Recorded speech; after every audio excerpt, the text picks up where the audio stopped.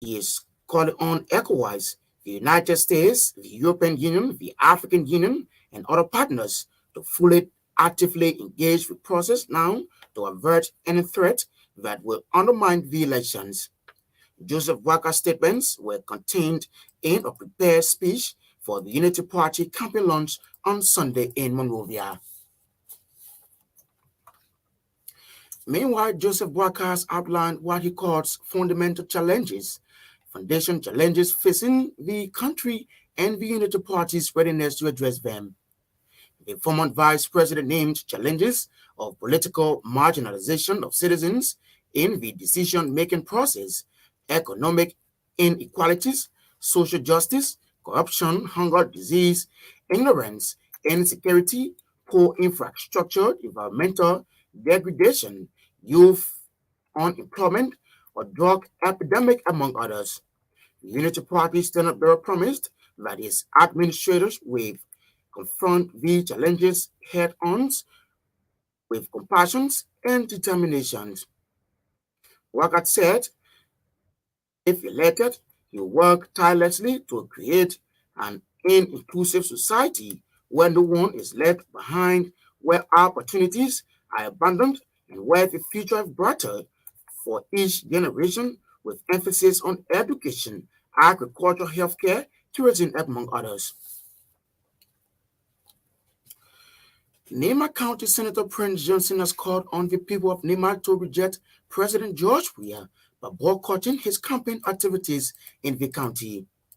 Senator Johnson urged Nevadians to stay at home when the president goes to the county to campaign. He said President Weah's display of bad governance has inflicted poverty on the Liberian people, and it is time that Liberians reject his second-term bid. The governing council chairman of the Movement for Democracy and Reconstruction also accused President Weah and his government of squandering over $9 million United States dollars provided by ArcelorMittal as social development funds for Nema County. At the same time, Senator Johnson has hailed Liberians for showing up in their numbers to grace the campaign launch of the Unity Party. He described the turnout as a clear message of rejecting President George Weah's second-term bid by the Liberian people. Liberia's Solicitor General Councilor Yanati Tuan has been suspended from prosecuting ex-Chief Justice Gloria Musu-Scout and 3 others out of the criminal court on allegation of murder. Councilor Tuan's suspension was announced on Monday by Judge Roosevelt Willie after he visited the assigned police at the jury quarter without any permission from the court. Judge Willie's actions, according to RCI judicial correspondent, was triggered by a communication from the jury management office, which was forwarded to the court administrator of the judiciary that later mandated the judge to conduct an investigation into the matter. Our judicial correspondent further revealed that the statement to Judge Willie states that Councilor Tuan entered the grounds of the Temple of Justice at 8 p.m. on Sunday, September 15, and held discussions with the police officer assigned at the jury quarter, but did not interfere or interact with the jurors. But prosecuting lawyers, Councilor Bobby Livingstone, took exception to Judge Willie's action, saying he lacks legal authority to suspend country's chief prosecutor. As such, they would take advantage of the controlling law. President George Weah has donated several household items, including food, to victims of sea erosion in Robertsport City, Grand Cape County. The items were donated through the Disaster Management Agency. Speaking on behalf of the Liberian leader, Internal Affairs Minister Vanin Salif said the president expressed his deepest regrets for the incident. He noted that through the Minister of State, the president provided 490 bags of 25 kg rice, 250 mattresses, and other items, including $1 million Liberian dollars. The total number of displaced family heads who received the items was about 350 families. A pro-media organization, Youth Media Actions, has disclosed the hosting of the Young Journalist Award for 2023.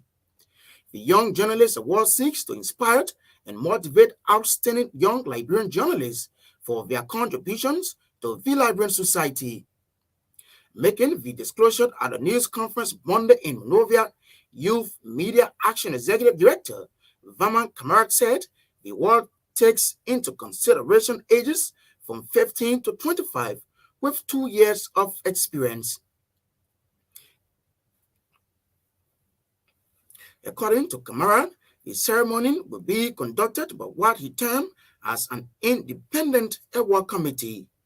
Those on the committee include Daniel Ankrat, Voice of America, correspondent Rita Dole, co-chaired Moses Gaziwu, BBC correspondent Dennis Nipson, Akwe Besa, and Zokwe Conant, among others.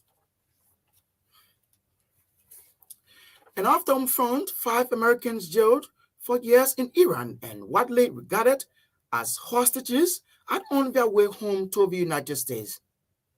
The last pieces in a controversial swap mandated by Qatar fell into place when 16 billion of Iranian funds held in South Korea reached banks in Doha.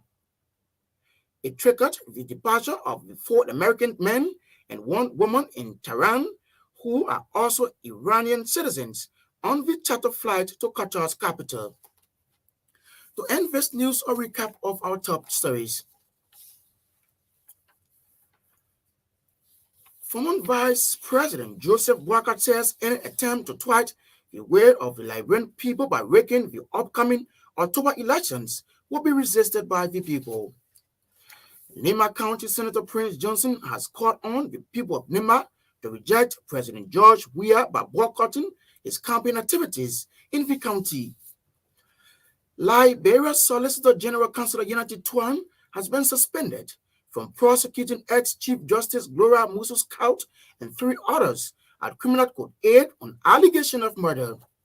And off the home front, 5 Americans jailed for years in Iran and widely regarded as hostages and on their way home to the United States. That's RCR News Bulletin at 7. I'm Josh Bowe. Good evening.